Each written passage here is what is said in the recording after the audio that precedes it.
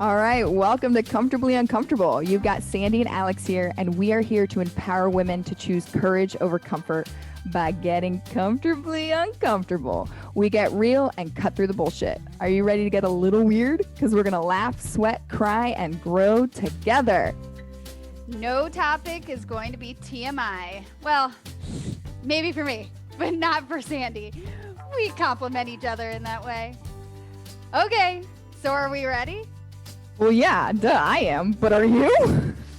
Okay, let's go. The one with the strength training. Okay, so we did the one with the cardio, and we talked about strength training in there, but we thought we'd give this its own episode to discuss it. So right off the bat, Alex, when I say strength training, resistance training, lifting weights, I mean, call it what you want. There's a million names out there. Sure. What does it mean to you? It means to me lifting something heavy from the ground someplace else. I mean, lifting shit up. Just lift shit up and move it around. Lift shit up. I mean, to your point though, I think that strength training takes so many different forms, like literally all day, every day in life, and then very, very focused weight training, which I think is probably a little bit more of what we'll talk about today, but everything goes so hand in hand. And I think people are kind of scared of it generally, or intimidated by it. But it's so important. And the list of benefits just kind of go on and on and on. Absolutely. So right off the bat, you said something that I want to pick on. You said lifting something heavy. So what does heavy mean to you? So that's the number one thing that I hear women in particular, but men too, of like, how much weight should I be lifting? Lightweight, heavyweight? Yeah. So I'm just curious of what it means to you. I was trying to keep it very, very simple in my gut reaction there. But I think the reality is that everyone has different versions of heavy. Of course, right? Everyone, And I do not think that means like pulling your body weight up in a deadlift. Like, I don't think that's what it has to be. But it's something other than cardio. It's some resistance. And that might be a 5-pound bicep curl to someone. It might be lifting a heavy bag of groceries off the ground. Babies. Kids, like, toddlers. Taking kids up and down the stairs, lifting a stroller into a car. I mean, it goes on and on. So I think everyone's heavy is different. It's a challenge. There's some level of challenge in it. How about let's use those words? Yes. So clinically and in the physical therapy world, a lot of times we say to fatigue. And so it's funny that in the fitness industry, especially in like program writing, like I remember early on in my career, when I'd write programs for people and they'd be like, well, I need to know exactly like what weight, and if I didn't see them, or if I'm like, well, if I'm writing this program and I haven't assessed you and I don't know how you slept the night before. And I'd always struggle with it until finally I just was like 20 pounds, whatever. And then I noticed that like I was doing my clients injustice when I finally was able to push back and explain to people of saying the weight, the number is actually arbitrary. It's really exactly what you said of like everyone's heavy is different, meaning it has to bring you to fatigue. And so then this is the number one question I get of like, well, if I want to tone, what should I do? Because again, the word toning is, we should just start a Sandy dictionary of all the trigger words that get me going. All the trigger words. It's a marketing term, right? It's a term you see all like tighten tone this, tone that. And then there's people who will be like, toning is fake, right? Because I always ask more. I'm like, what do you mean by tone? And then, they tell me, they're like, oh, well, I want to have muscle definition. Right. I want to see my muscle defined and all this. Because again, it's that whole thing about like, I don't, especially with women or even men, of like, I don't want to be too bulky. Bulky. And, I've made my joke and I'll say it again of like, well, you drive around. Are you afraid you're going to be a NASCAR driver? Like, no, you can lift weights and not become Arnold Schwarzenegger, right? Right. So, what I come back to tell people is like, it means to fatigue. And this is where I explain the difference between like booty bar, right?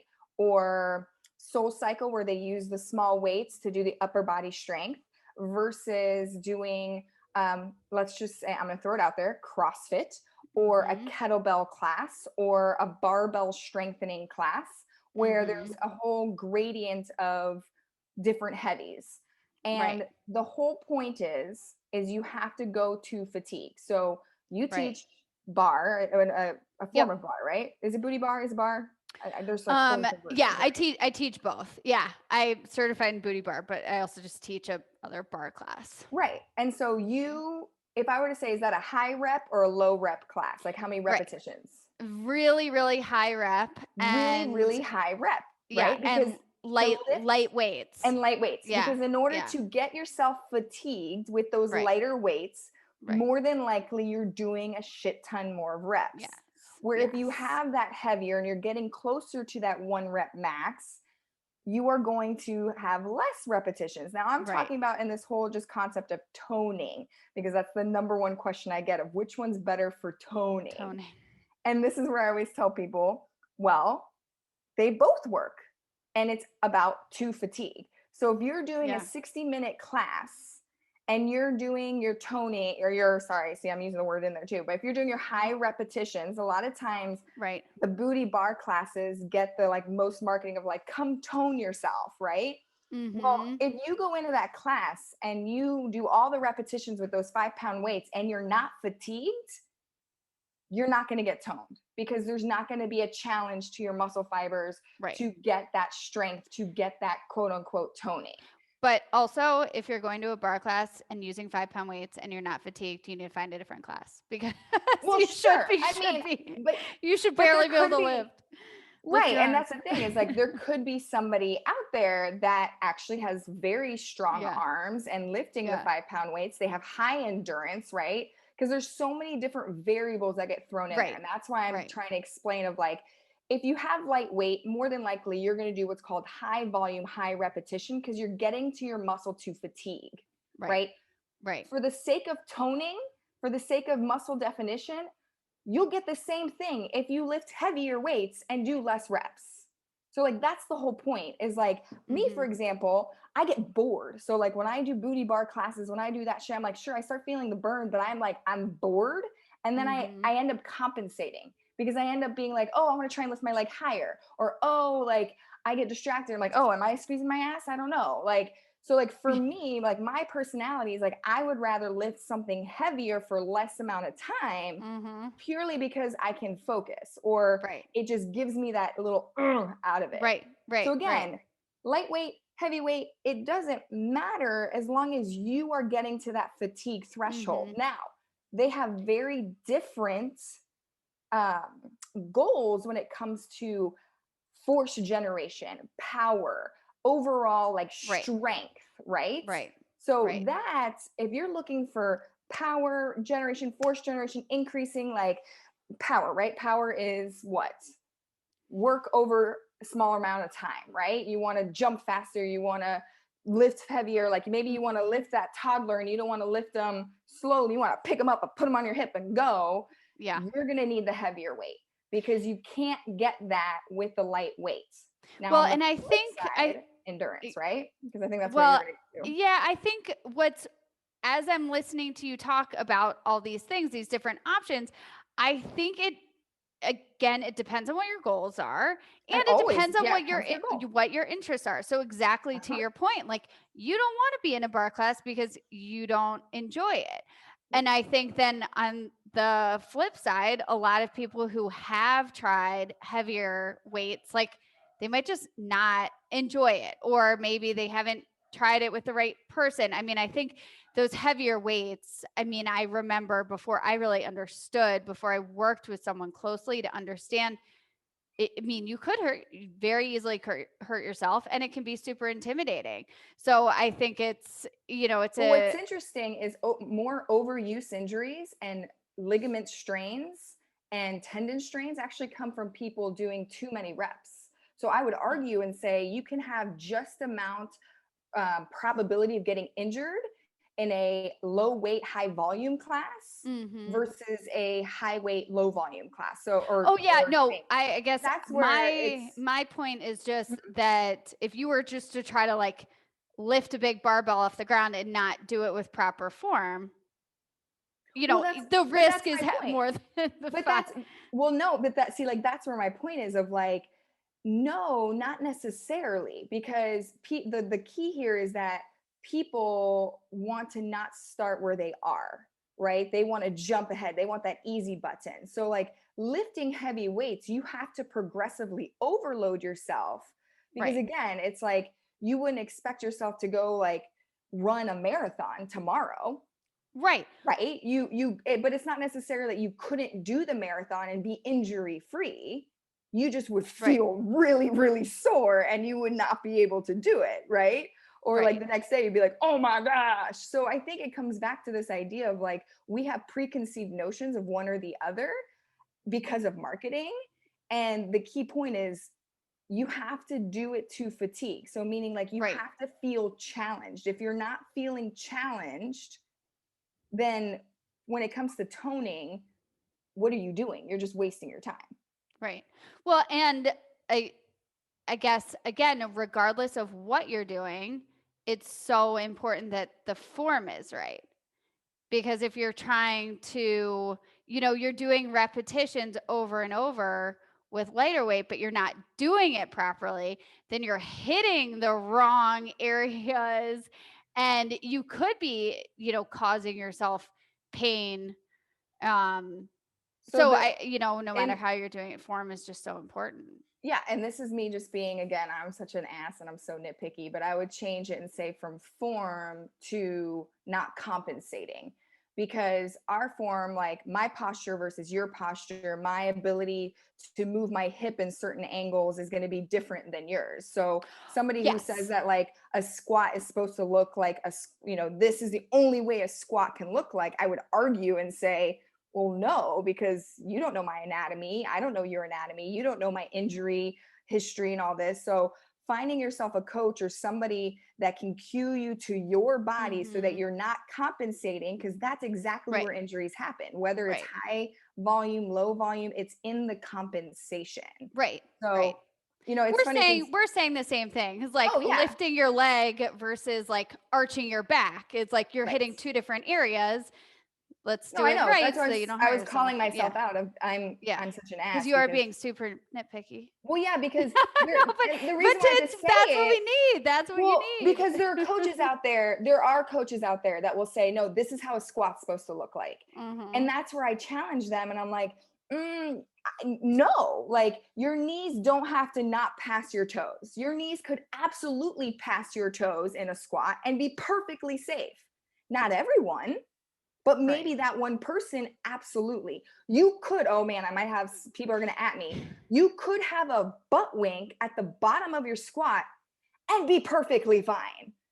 Yet people will be like, "Oh, you have a butt wink. You can't go that. Nope, can't do that." And if that's where I argue, saying Mhm. you can't generalize for everyone. So like the best thing is getting to know you, doing what you need to do for you. And if you don't know, finding somebody competent that's not just going to say like, "Oh, well, this is the only way." Because if it's the Right. only way, like I can already tell you, find somebody else because Yep. they wrong. They wrong. But yeah, I mean, the second thing that I was going to bring up just with weight training is toning is the number one, but then second, it's typically brought up with like weight loss or burning fat. What's your Right. experience with that? Yeah, I mean, people want to do cardio because they want to burn a ton of calories, and Right. See the quotation it marks right there, by the way. quotation burn the calories, but there's so much science, Sandy. I hope you'll fill us in a little bit on how strength training can actually help you lower your body fat more effectively, or and building lean muscle actually helps rev up your metabolism for a longer period of time and helps you burn additional calories. So it's such an important piece of the fat loss journey if that's Yeah. your goal. I mean, the science has been consistent. So that's where it's interesting of like over the years, when you look at what the science is saying, it really hasn't changed. Yet again, like marketing mucks it up and like Mm-hmm. people trying to sell you the quick and easy fix just messes with our heads. But really there's two ways that strength train well, there's two ways to burn fat, right? You either use it as your fuel, right? And that's what's keeping you going in your energy Mm-hmm. usage. Or, and this is where the strength training comes in, you increase your lean body mass, right? So by increasing your lean body mass, i.e., your muscle, i.e., your meat wagon, your protein, the actual muscle mass, that helps you metabolically essentially keep body fat off, is the simplistic way I'm going to say it. And so strength training, that's how people do it, is if you incorporate strength training into your exercise movement regimen, what you're doing is you're increasing your muscle mass or your lean body mass, which indirectly helps you lose body fat. So Mm-hmm. that's the key thing, is when telling people of like, it doesn't directly burn the body fat, but what it does is it helps you get to a leaner body mass and increases your muscle to like help metabolically continue to, like you Mm-hmm. said, burn more calories, or, just stay up with the energy usage that you're Right. having. But Right. really, the only way to like burn body fat directly, and this is where the cardio comes in and people hate Mm-hmm. it, is being in the burning fat zone, which is not high intensity. People hate it when I say that. They're like, what? Mm-hmm. And I'm like, no, it's a low intensity, long duration, meaning close to, I think, like it was between 60 and 90 minutes, but the research is saying closer to 90 minutes. Oh my Like gosh. you have to hit that 90-minute Feels like threshold, forever. i.e., yes, i.e., why like running, biking, swimming, all these things get you there, and why most of the time those body types are, leaner, or a certain Mm-hmm. um, body type. But again, like you can be any type of body type and do all the things. Right. Right. It's just figuring out and making sure you don't get tricked with what people talk about, like how this is going to help you burn fat. You have Right. to understand that it's the indirect way. But really, for me, when I tell people like you should strength train, I like, it's so funny, but I'm like, the top two things that I get asked about are like the last two things that I think it's good for. Yeah. Like women in particular should strength train because it helps um basically like menopause symptoms. Like it helps Uh-huh. mitigate all the menopause symptoms, hormonal symptoms of just like when you're on your period, helps you sleep better. It helps Mm-hmm. you oh my gosh, I'm blanking out, but it's the one that I was thinking. Oh, osteoporosis and I like was gonna say bone mass. bone Thank you. density. You're missing the bone Ah, density. yeah, there it is. But like bone density and just like helping with Yeah.